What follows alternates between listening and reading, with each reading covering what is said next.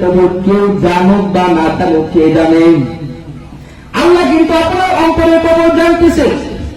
আমি এরকম লেবাস অনুযায়ী দিনের মজলিসের মধ্যে উপস্থিত হয়েছি, সেটাকে আমি মানুষকে দেখানোর জন্য না, আমি আল্লাহ পাক রব্বুল আলামিনের সন্তুষ্টি অর্জন করার জন্য।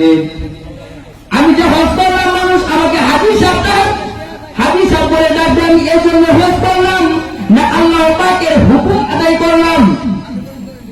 আমি যে 10টা টাকা এক জায়গার মধ্যে দান করলাম, মানুষ আমাকে দানবীর বলবে, এরকম কোন মনোবল নিয়ে আমি কি দান করলাম না আল্লাহ পাকের দ্বীনকে সামনে এগিয়ে যাওয়ার জন্য আমি সহযোগিতা করলাম। আমি যে নামাজ পড়তেছি, মানুষ আমাকে নামাজি বলবে, এই জিনিসটা আমার অন্তরের মধ্যে আছে না আল্লাহ পাকের হুকুম আমি আদায় করতেছি। এই জিনিসটি হাসিল করার জন্য আমার মনের ভিতরে কি আছে কেউ জানে না, কারণ কেউ যদি জানতো তাহলে কিন্তু মানুষের সব কিছু প্ল্যান সব অনুযায়ী থেকে যেত, কারণ কেউ কাউকে কোন সময় কোন রকম ভাবে আঘাত করতে পারতো না, কারণ ওই লোকটা জানে আমি আজকে এই দিক দিয়ে গেলে আমাকে হত্যা করবে, আমি এই রাস্তা দিয়ে চললে ও আমাকে হাইজ্যাক করবে। আমি হজ করতেছি, এই লোকটা হজ করতেছে দেখানোর জন্য, ওই লোকটা দান করতেছে দেখানোর জন্য, ও তার আমরা নিব না। ও নামাজ পড়তেছে, মানুষ নামাজি বলার জন্য আমরা তাকে নামাজি বলবো না, কারণ আল্লাহ পাক রব্বুল আলামিন হলো অন্তর্যামী। অন্তরের কবর কাউকে বুঝার জন্য এরকম কোন জ্ঞান দেয় নাই, কারণ হলো অন্তরের কবর যদি জানতো তাহলে মানুষ কোনদিন গুনার কাজ করতো না। আমি জিনা করে আসছি, আমি জিনা করছি কিনা আমি ব্যতীত এবং আল্লাহ পাক রব্বুল আলামিন ব্যতীত যার সাথে করলাম ওই মহিলা ব্যতীত কেউ জানে না, কারণ ওই জিনিসটা যদি জানতো তাহলে মানুষ আমাকে জিনা বলে অপবাদ দিত। এই জন্য আল্লাহ পাক রব্বুল আলামিন বলেছেন, বান্দা তুমি যত গুনাহ করো না কেন, যতই নাফরমানি করো না কেন, কেউ জানবে না, আমি আল্লাহ পাক রব্বুল আলামিন জানবো। কিন্তু যত গুনাহ করো কোনো সমস্যা নাই, একটা বিচারের মাঠ হয়ে গেছে, ওই বিচারের মাঠে যখন তুমি উপস্থিত হবা তোমার জবানকে আমি বন্ধ করে দিব, তোমার হাত সাক্ষী দিবে আমি জুলুম করেছি, চুরি করেছি, তোমার চোখ সাক্ষী দিবে আমি এরকম একটা বেবিচারের কাজ দেখেও আমি প্রতিবাদ করি নাই, তোমার পা সাক্ষী দিবে হাই হাই আমি তো হেঁটে হেঁটে হেঁটে হেঁটে ওই নাফরমানি কাজগুলো করেছি।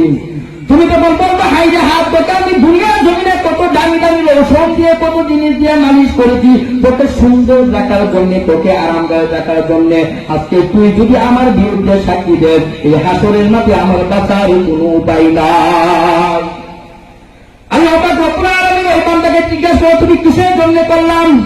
ওই বান্দা বলল মালিক আপনি তো আলিমুল গায়ব অন্তর্যামী, আপনি তো জানেন আমি কিসের জন্য করেছি, কারণ দুনিয়াটা তো আমার অন্ধকার, কোনো নেক আমল করি নাই, এই জন্য। আল্লাহ পাক রব্বুল আলামিন ওই বান্দাকে ডাকিয়ে বলতেছে, হে বান্দা শোন, আজকে আমি আসমানের মধ্যে ঘোষণা করে দিলাম, ও ফেরেশতারা শোন, ওই বান্দা নেক আমল করে নাই ঠিক আছে, আমার কোন ইবাদত করে নাই ঠিক আছে, কিন্তু তার অন্তরের ভিতরে আমার ভয় থাকার কারণে, কারণ ওই গুনাহগার ওই গুনাহ নিয়ে কিভাবে সে আমার সামনে দাঁড়াবে, এই ভয় থাকার কারণে তার দেহটাকে সে আগুনের মধ্যে জ্বালাইয়া দিছে, আগুনের মধ্যে জ্বালাইয়া এরকম বাতাসের মধ্যে সাগরের মধ্যে বাসাইয়া দিছে। এই ভয় ভীতি থাকার কারণে আমি মাওলা পাক রব্বুল আলামিন তার তামাম জিন্দেগীর গুনাহ ক্ষমা করিয়া তাকে আমি হাসতে হাসতে জান্নাত দান করে দিলাম। এই জন্য আল্লাহ পাক রব্বুল আলামিন বলেন, বান্দা কতটুকু গুনাহ তুমি করেছো, যতই গুনাহ তুমি করো, কারণ আমি আল্লাহ তো দয়ার সাগর, তুমি চাও আমি দেওয়ার জন্যই বসে আছি, এই জন্য কেউ নৈরাশ হওয়া যাবে না। যতই গুনাহ করি না কেন, যতই নাফরমানি করি না কেন, যতই প্রতিহিংসার আগুনে জ্বলে এরকম দিনের পর থেকে আমরা নাফরমানের পথে চলি না কেন, আমাদেরকে একটা একই ভিতরে রাখতে হবে। যতই গুনাহ করি একটা দরবার আছে, যে দরবারের মধ্যে চোখের পানি ফেললে মারলে তার কোন সময় বান্দাকে কানে হাতে ফেরত দেয় না। এই জন্য আল্লাহ পাকের দরবারে বেশি থেকে বেশি দোয়া করা, বেশি থেকে বেশি চাওয়া।